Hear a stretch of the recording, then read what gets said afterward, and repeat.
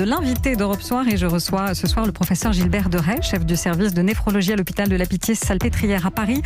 Bonsoir à vous. Bonjour. Merci d'être avec nous ce soir en direct sur Europe 1. Alors je voudrais d'abord vous demander quelle est la situation aujourd'hui dans votre hôpital. Est-ce que c'est confirmé, la deuxième vague, elle est pire que la première ? Alors, ça dépend comment on l'analyse. Premièrement, en nombre de patients hospitalisés globalement sur la France, on est au même niveau. Il y a 31 000 et des poussières. Il y a une petite différence. On a un tiers de patients en moins en réanimation. Et ça tient aux progrès qui ont été réalisés. On garde les gens plus longtemps dans une unité sous oxygène, on donne des corticoïdes, on donne des anticoagulants. Donc ça, c'est un énorme progrès. Donc pour un même nombre de patients, moins de patients en réanimation, ça veut dire moins de décès à l'arrivée. Donc ça, c'est une bonne chose. Mais on est en surtension, ça c'est très clair. Hein. Et comme ça va continuer... Et le rythme des admissions, il ralentit pas ? Là, pour l'instant, le rythme des admissions continue à un seuil élevé. On a, à l'assistance publique des hôpitaux de Paris, donc on va dire en Ile-de-France, on a un rythme qui se ralentit légèrement. Alors c'est l'augmentation qui ralentit. Hein.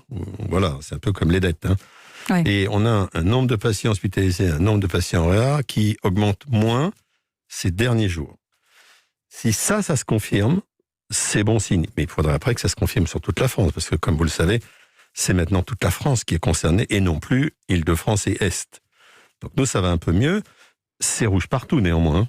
Alors, il y a quand même des chiffres qui nous donnent un petit peu d'espoir. Ces chiffres de Santé publique France, le fameux R effectif, c'est-à-dire le nombre de reproductions du virus au niveau national, qui tombe en dessous de 1. Ça veut dire, pour qu'on comprenne bien, que 10 personnes, on contamine 9 on contamine 8, c'est ça ? Ce que vous avez dit est exact, c'est-à-dire que quand on est à 1, c'est une personne qui fait 1, et quand on est à 0,9, c'est une personne qui fait 0,9, et l'objectif est d'être à moins de 1. On rappellera que lors du confinement précédent, on est descendu à 0,77, c'était bien, qu'on a réussi à le tenir pendant tout le confinement, on n'y est pas. Mais attention, ce chiffre, c'est une extrapolation, et je ne suis pas sûr, moi, qu'il soit exact pour l'instant. Parce qu'il y a des problèmes techniques apparemment. Je nous engage à faire très attention en ce moment, car en dehors des chiffres d'hospitalisation et de réa qui sont sûrs, encore pourrait-on discuter de la réa, les autres, le taux d'incidence, le nombre de cas est sujet à problème. Par exemple, pour le nombre de cas, premièrement, il y a eu des problèmes de remontée, deuxièmement, on fait maintenant des tests antigéniques et qui ne rentrent pas dans les comptes. Et donc, attention aux chiffres, donnons-nous au moins une semaine de recul, je ne suis pas du tout sûr qu'ils soient inférieurs à 1. Alors, professeur Gilbert Deray, demain à 18h, le Premier ministre Jean Castex va prendre de nouveau la parole pour évoquer cette situation sanitaire. Vous dites, vous, qu'il faut d'ores et déjà préparer les esprits et qu'il est quasi impossible que les fêtes de Noël puissent se dérouler normalement. En fait, je suis évidemment très triste comme tout le monde, mais je crois qu'on doit à la fois tenir compte des leçons du passé, c'est-à-dire du déconfinement qui a été raté, et de la situation actuelle. Nous sommes dans une épidémie galopante. 40 000, 50 000 cas par jour. On est sorti à 100 à 300 cas par jour lors du déconfinement. L'Allemagne et l'Italie ont réagi à 4 000 cas par jour. Il va nous falloir des semaines et des semaines pour arriver peut-être au chiffre qui a été indiqué, c'est-à-dire 5 000 cas par jour. Là encore, 5 000 cas par jour, c'est beaucoup. C'est 20 fois plus que ce que nous avions au déconfinement précédent. Donc c'est pas extraordinaire. Si nous sortons dans quelques semaines à 5 000 cas par jour, on ne peut pas lever le couvercle, c'est juste inimaginable. Il faut pas qu'on mente aux Français, c'est pas vrai. On ne pourra pas lever le couvercle, ça va récidiver. On va pas recommencer la fête de la musique, la fête à Nice, le Technival. Allez, prenez un peu de bon temps pour ensuite nous remettre le couvercle sur la tête. Mais est-ce qu'on sera à ce chiffre-là à Noël déjà ? Je ne le sais pas, parce que pour l'instant, justement, je ne comprends pas les chiffres qui nous sont remontés de taux pour les raisons que je viens de vous indiquer, de nombre de cas. Je ne sais pas quelle est la réelle incidence, parce qu'on a des problèmes, donc rendez-vous dans 8-10 jours pour qu'on puisse mieux les analyser. Mais de toute façon, l'honnêteté est de dire aujourd'hui qu'il est très peu probable que d'ici la fin décembre, nous soyons dans une situation qui soit complètement réglée. Et même si on descendait à moins de 5 000, l'honnêteté est de dire qu'il serait dangereux de reprendre une activité normale. Donc il faut trouver un compromis. Alors il y a 53% des Français, d'après un sondage Opinionway, qui pensent qu'ils ne passeront pas les fêtes de Noël en famille. On sent qu'il y a déjà une certaine résignation. Vous, qu'attendez-vous du Premier ministre demain soir ? Il faut que dès demain, ils disent, il n'y aura pas de Noël en famille cette année. Non, moi ce que j'attends, comme depuis le début d'ailleurs, j'attends qu'on dise les choses claires, nettes, précises, la vérité. Quelle est notre situation aujourd'hui ? Quelles sont les possibilités ? Quelles sont les perspectives ? Il est légitime que rien ne soit exclu, mais dans les cas de figure qui vont nous être proposés, qu'on nous dise ce qui est le cas de figure le plus probable. Et puis, si on se trompe, si le cas de figure est le plus favorable, tant mieux. Mais c'est peu probable. Donc moi, j'attends juste que ceux qui nous gouvernent nous annoncent la réalité des faits, de façon à ce qu'on évite justement ces à-coups. Mais est-ce que vous attendez aussi qu'on durcisse les mesures actuelles? Parce que bon, il y a cette crise sanitaire, effectivement, il y a aussi la crise économique à laquelle vous ne pouvez pas être insensible. Mais justement, vous posez une excellente question. Je suis extrêmement sensible à la crise économique qui est une crise sociétale.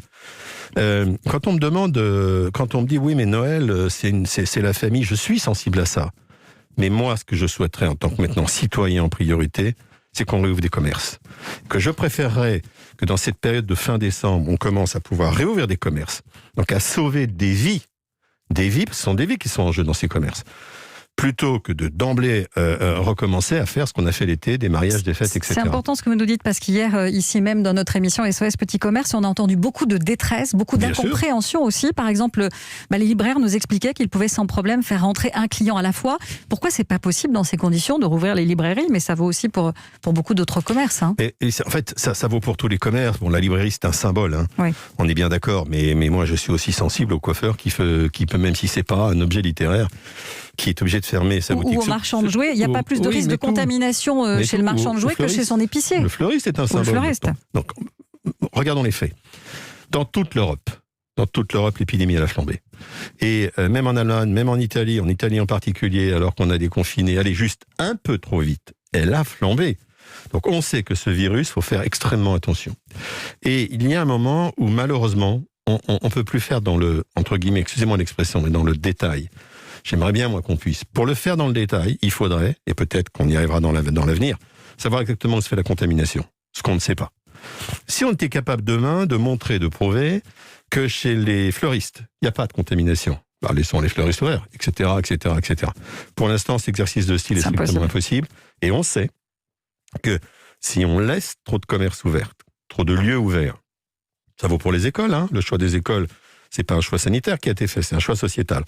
On sait que si on laisse trop de lieux ouverts, ça fait la circulation et le virus circule et l'épidémie reprend. Alors justement, on avait évoqué un temps, une éventuelle possible fermeture des lycées. A priori, ils vont rester ouverts. C'est une bêtise. Selon vous, il faut fermer les lycées. Je ne sais pas. Alors, vous savez, parce que les précautions recommandées par le gouvernement n'y sont pas respectées. C'est trop compliqué. Je crois que les termes très intelligents ou très bêtes, on va pas les prendre parce que c'est compliqué justement. Et parce qu'il n'y a pas de situation parfaite. Sur le plan sanitaire, le parfait, c'est de tout fermer, c'est impossible, il faut pas le faire. Sur le plan sociétal, il faut tout ouvrir, on peut pas le faire, donc on le fait pas. Donc on essaie de trouver des justes milieux.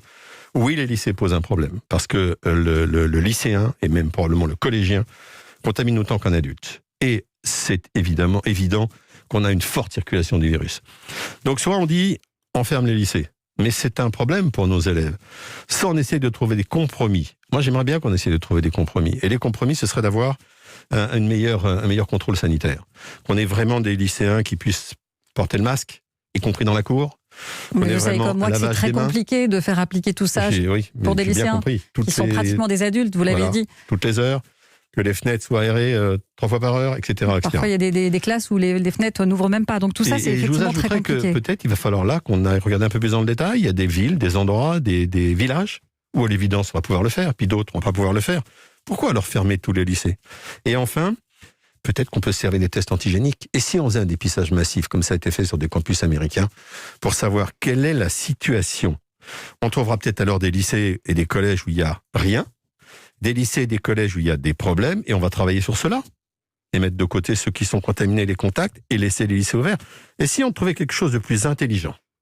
Professeur Deray, hier, Europe 1 révélait que ça y est, les forces de l'ordre vont contrôler les gens dans la rue, dans les parcs, dans les gares. Quand vous sortez et que vous voyez tous ces Français dehors, comme si on n'était pas en confinement, ça vous exaspère ou vous comprenez? C'est compliqué. Premièrement, si j'en crois les index de mobilité, il y a vraiment eu une baisse de la sortie, de la circulation des gens. Donc ça, c'est bien. Deuxièmement, j'aimerais bien avoir mes indices, là, dans les jours qui viennent. Quand j'aurai les indices vraiment dans les jours qui viennent, il y a 2 possibilités. Soit ces indices sont vraiment à la baisse, on est en train de gagner et que ça va bien.